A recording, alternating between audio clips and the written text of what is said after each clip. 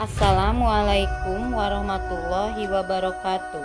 Saya Neneng Rahmawati, CGP Angkatan 4 Kota Bandung, akan menyampaikan modul 3.1.A.9 koneksi antar materi pengambilan keputusan sebagai pemimpin pembelajaran. Mengajarkan anak menghitung itu baik, namun mengajarkan mereka apa yang berharga atau utama adalah yang terbaik. Berdasarkan pertanyaan pemantik tersebut, maka mengajar anak merupakan tugas guru. Namun tugas guru bukan hanya mengajar. Tugas guru yang utama adalah mendidik, mengajar, membimbing, mengarahkan, melatih, menilai, dan mengevaluasi peserta didik. Dengan demikian, dalam menjalankan tugasnya, guru harus mampu mengembangkan berbagai kompetensi yang dimiliki siswa, baik berupa pengetahuan, sikap, pemahaman, nilai, bakat atau kemampuan, dan minat. Oleh sebab itu, seorang guru yang baik harus mampu membuat keputusan sebagai pemimpin pembelajaran yang berkaitan dengan cara membelajarkan siswa untuk mengembangkan berbagai kompetensinya melalui kegiatan pemberian pengalaman yang menyenangkan demi tercapainya tujuan pembelajaran yang holistik sesuai bakat dan minatnya, yang pada akhirnya akan dapat digunakan oleh siswa untuk mencapai keselamatan dan kebahagiaan sebagai seorang manusia dan anggota masyarakat kelak. Bagaimana pandangan Ki Hajar Dewantara dengan filosofi Pratap Trilaka yang memiliki pengaruh terhadap pengambilan sebuah keputusan sebagai seorang pemimpin pembelajaran? Pandangan Ki Hajar Dewantara dengan filosofi Pratap Trilaka jika diartikan dalam bahasa Indonesia adalah di depan memberi contoh, di tengah memberikan dukungan untuk berkarya, di belakang menuntun untuk mengarahkan siswa-siswinya berjalan di arah yang benar. Filosofi Pratap Trilaka memberikan tuntunan bagi guru agar senantiasa mengambil keputusan yang berpihak pada siswa.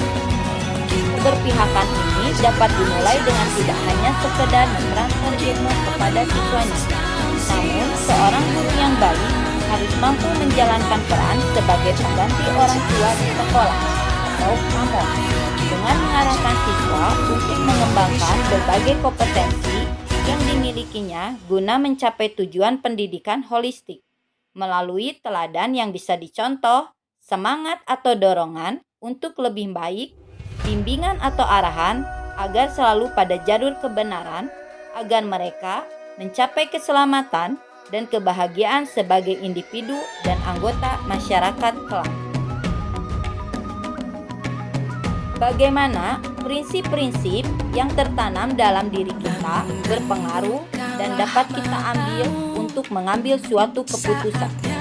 Setiap pengambilan keputusan yang dilakukan seorang pemimpin pembelajaran harus berdasarkan nilai-nilai kebajikan universal. Nilai-nilai yang positif itu dapat tertanam dalam diri kita melalui pengkondisian dan pembiasaan.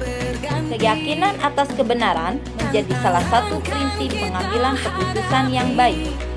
Nilai kebenaran bersumber pada unsur akal manusia yang dapat dipertanggungjawabkan. Mungkin saja terdapat dua nilai kebenaran yang saling bertentangan, sehingga dalam mengambil keputusan kita dapat menggunakan tiga prinsip pengambilan keputusan, yaitu 1. Keputusan yang diambil berdasarkan hasil akhir. 2. Keputusan yang diambil berdasarkan peraturan. 3. Keputusan yang diambil berdasarkan rasa peduli. Dengan demikian, jika terjadi kasus dilema etika, maka keputusan yang kita ambil akan mengurangi resiko ketidaktepatan pengambilan keputusan di kemudian hari yang mungkin saja berdampak kerugian bagi diri kita ataupun lingkungan. Bagaimana kegiatan terbimbing yang kita lakukan pada materi pengambilan keputusan berkaitan dengan kegiatan coaching, bimbingan yang diberikan pendamping atau fasilitator dalam proses pembelajaran. Bimbingan yang diberikan fasilitator pada kegiatan elaborasi moda daring memberikan pemahaman kepada saya bahwa dalam membantu memecahkan masalah yang dihadapi siswa dan rekan sejawat, kita tidak harus memberikan jawaban secara langsung. Namun, kita dapat menggali potensi yang dimiliki Koci melalui tahapan sifat, sehingga keputusan yang diambil lebih tepat karena sesuai dengan potensi yang dimilikinya. Sementara, kegiatan pendampingan yang didampingi pengajar praktik memberikan wawasan pada saya mengenai pertanyaan yang refleksif yang dapat menggali potensi siswa dan rekan sejawat yang memiliki masalah untuk mendapatkan solusi dari permasalahan tersebut dengan membuat keputusan sendiri berdasarkan potensi yang dimiliki. Kedua bimbingan tersebut memberikan inspirasi pada saya untuk selalu mengambil keputusan yang senantiasa berpijak pada nilai kebajikan universal yang berpihak pada siswa dan tentunya dapat dipertanggungjawabkan. Bagaimana kemampuan guru dalam mengolah dan menyadari aspek sosial emosional yang akan berpengaruh terhadap pengambilan keputusan? Seorang guru harus menyadari tugas dan tanggung jawabnya dalam mendidik siswa. Tidak dapat dipungkiri bahwa setiap siswa itu unik. Keunikan ini membuat mereka menjadi beraneka ragam. Keanekaragaman dapat dilihat dari segi kesiapan belajar, minat, profil belajar mereka. Dengan terdapatnya keanekaragaman, maka bukan hal yang mustahil jika terdapat perbedaan yang mengakibatkan terjadinya konflik selama proses pembelajaran. Guru yang baik adalah guru yang memiliki kesadaran penuh bahwa setiap manusia itu berbeda. Maka dia harus mampu mengakomodasi setiap perbedaan tersebut dengan memenuhi kebutuhan murid melalui pembelajaran yang berdiferensiasi.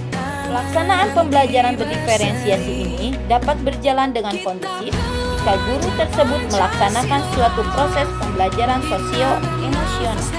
Pengambilan keputusan yang dapat diambil oleh seorang pemimpin pembelajaran dalam menyelenggarakan pembelajaran yang berpihak pada siswa adalah dengan melakukan pembelajaran berdiferensiasi baik konten, proses, maupun produk. Sementara, untuk menciptakan kondusif selama proses pembelajaran, maka pembelajaran sosio-emosional dapat digunakan untuk menciptakan kesadaran penuh pada siswa bahwa belajar merupakan anugerah, bukan sekedar melaksanakan kewajiban. Bagaimana pembahasan studi kasus yang fokus pada masalah moral atau etika ketika kembali kepada nilai-nilai yang dianut seorang pendidik? Pembahasan studi kasus yang berfokus pada masalah moral harus didasarkan pada nilai-nilai kebajikan universal. Jika kita menemukan sebuah kasus yang di dalamnya terdapat nilai benar dan salah, maka itu termasuk bujukan moral.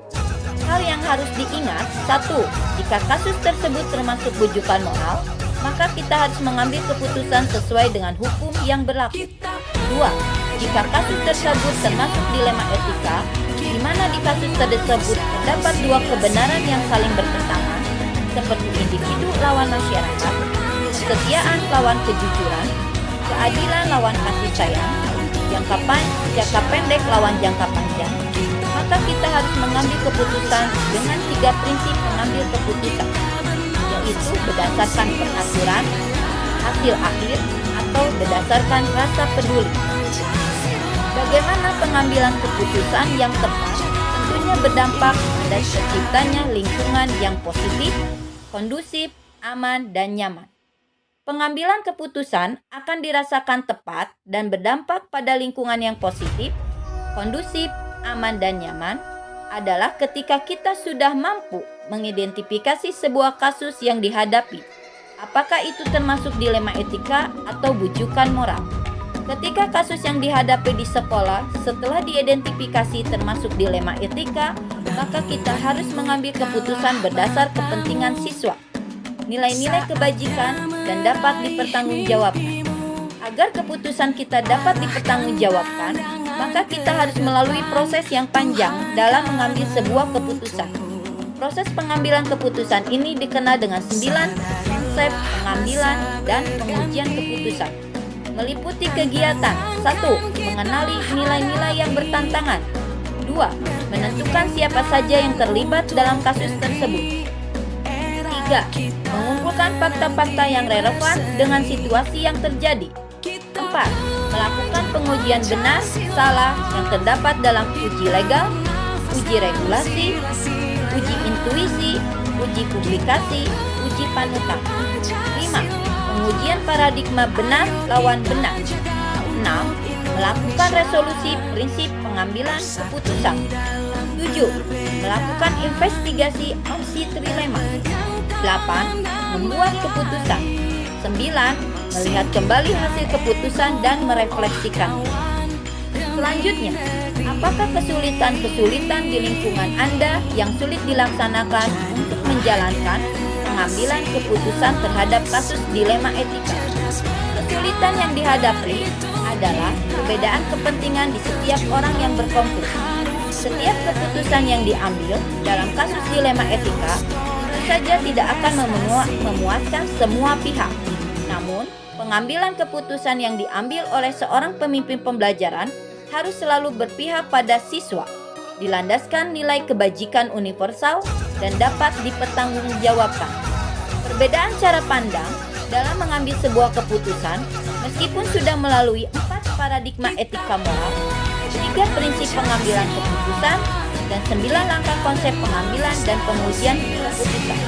Oleh sebab itu, kegiatan sosialisasi pengambilan keputusan pada kasus dilema etika ini wajib disosialisasikan di lingkungan sekolah agar kita memiliki paradigma yang sama dalam memutuskan sebuah kasus.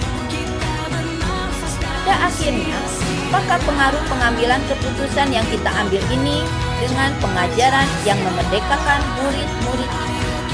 Jika dalam setiap pengambilan keputusan memperhatikan kepentingan siswa, nilai-nilai kebajikan universal, dan dapat dipertanggungjawabkan, maka dapat dikatakan bahwa keputusan yang kita ambil ini adalah keputusan yang memerdekakan siswa untuk merdeka belajar. Keputusan dapat diartikan memerdekakan siswa jika siswa bebas dan dalam berinovasi, tidak terpaku pada aturan yang mengikat, mengekang pikiran kritis mereka. Dengan membiarkan mereka bebas dan bereksplorasi, siswa akan dapat membentuk wawasan baru, baik dari guru ataupun dari lingkungan sekitar.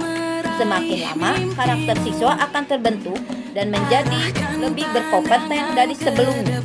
Itulah yang menjadi tujuan dari Merdeka Belajar. Siswa dituntut untuk lebih berinovasi dan bebas. Selain cakap ilmu, mereka juga akan cakap dalam bersosialisasi. Dengan demikian, guru harus mampu menciptakan sebuah pengalaman belajar yang menyenangkan sesuai kebutuhan siswa untuk mencapai 6 profil pelajar Pancasila yang dipercaya dapat menjadi modal siswa untuk mencapai keselamatan, kebahagiaan sebagai individu dan masyarakat. Bagaimana seorang pemimpin pembelajaran dalam mengambil keputusan dapat mempengaruhi kehidupan atau masa depan murid-muridnya? Cara mengambil keputusan sebagai pemimpin pembelajaran dapat mempengaruhi masa depan siswa adalah ketika seorang guru menempatkan dirinya sebagai pamor, mengganti orang tua di sekolah yang mampu melihat berbagai kompetensi yang dimiliki siswa untuk dikembangkan lebih baik, bahkan melejitkan kemampuan diri siswa sesuai dengan kodrat alam dan zaman untuk mencapai tujuan akhir dari sebuah pendidikan, yaitu mencapai keselamatan, kebahagiaan sebagai manusia dan anggota masyarakat. Apa kesimpulan akhir yang dapat Anda tarik dari pembelajaran modul materi ini dan keterkaitan dengan modul sebelumnya? Kesimpulan akhir dari materi pembelajaran yang sudah saya pelajari adalah bahwa posisi guru sebagai pemimpin pembelajaran bagi siswa dan komunitas praktisi di lingkungan sekolah harus memiliki kemampuan pamong berdasarkan pratap Triloka yang dapat membantu melejitkan kompetensi yang sudah dimiliki siswa atau rekan sejawat agar tumbuh dan berkembang dengan sangat baik karena sesuai dengan kodrat ini. Guru sebagai penuntut harus mampu menjadi contoh inputan yang baik bagi lingkungannya. Selain itu, kemampuan guru dalam pengambilan keputusan untuk kebaikan siswa dan rekan kerja harus didasari dengan kemampuan dalam melaksanakan coaching melalui tahapan TIR. sehingga pengambilan keputusan yang diperoleh memberikan dampak positif bagi murid, sekolah karena berdasarkan potensi yang dimiliki sesuai dengan kodrat alam. Terima kasih atas perhatiannya. Sekian pemaparan dari saya mengenai modul 3.1.A.9 koneksi antar materi pengambilan keputusan sebagai pemimpin pembelajaran. Wassalamualaikum warahmatullahi wabarakatuh.